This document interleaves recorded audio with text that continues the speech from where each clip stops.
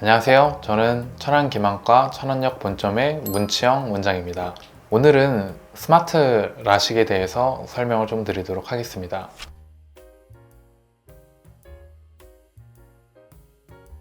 기본적으로 스마일과 스마트 라식 수술은 동일한 수술입니다. 다만 스마일 라식 같은 경우에는 기존에 14, 15년 전에 개발돼서 나왔던 비주맥스라고 하는 자이스사의 기계로 시행하는 라식을 스마일 라식이라고 부르고, 스마트 라식 같은 경우에는 최근에 2022년도에 슈빈츠사에서 개발한 아토스라는 기계로 시행하는 라식을 스마트 라식이라고 부릅니다. 그러면 동일한 수술이니까 두 가지는 아예 차이가 없는가? 그건 아닙니다.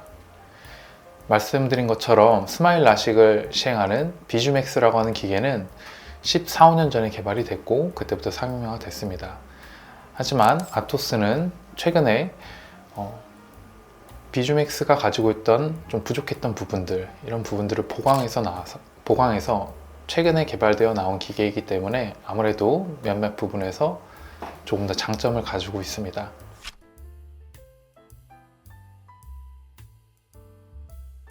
우선 첫 번째로 안구 추적 기능입니다.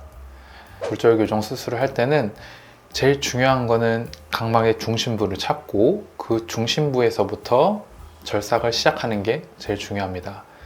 우리가 절삭을 시행을 할 때 중심이 아니라 주변에서 한다든지 기울어져서 한다든지 하는 경우에는 우리가 원하는 목표대로 제대로 굴절값이 교정이 되지 않습니다.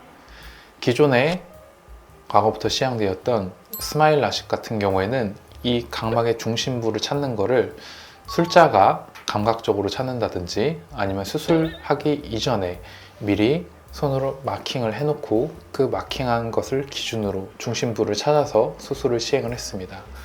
하지만 스마트 라식 같은 경우에는 실시간으로 동공을 기준으로 각막의 중심부를 찾아주어서 그 중심부와 술자가 직접 레이저 쏘는 위치를 일치시킴으로써 조금 더 정확한 중심부에 레이저를 시행하게 되었습니다.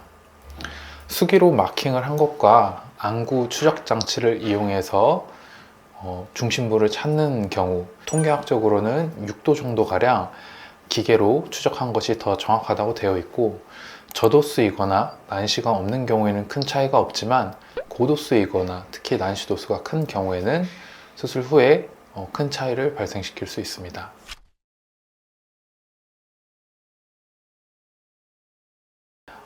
스마일과 스마트 라식 모두 각막의 렌티큘이라고 하는 실질의 일부를 절삭한 이후에 이것을 제거하는 방식의 수술인데, 이 렌티큘의 디자인이 좀 달라졌습니다.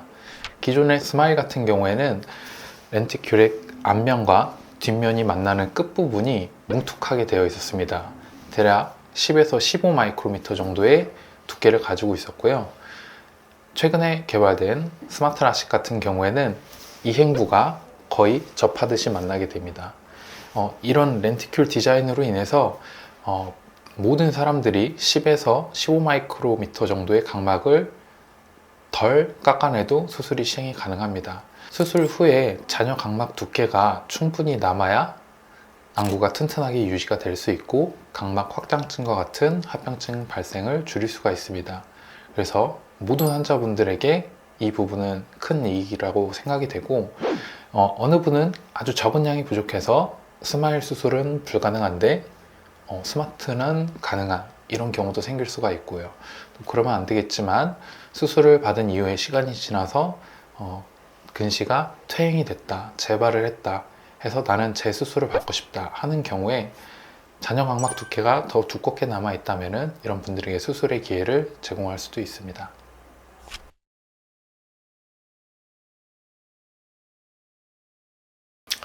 네, 오늘은 스마일과 스마트 라식에 대해서 설명을 드렸습니다. 많은 분들이 워낙에 스마일 라식 하는 이 단어가 너무나 친숙하고 익숙해서 스마일 라식이 더 좋다라고 생각하시는 분들이 많은데, 사실 기술의 발전이 있었기 때문에 가장 최근에 나온 아토스를 이용한 스마트 라식이 조금 더 정확한 수술이 가능한 것이 맞습니다. 스마트 라식 하면은 뭔가 친숙하지 않고 어색한 느낌이 나기는 하지만 이제부터는 확실히 알고 스마트 라식이 더 좋다라는 인식을 가지시면 좋겠습니다.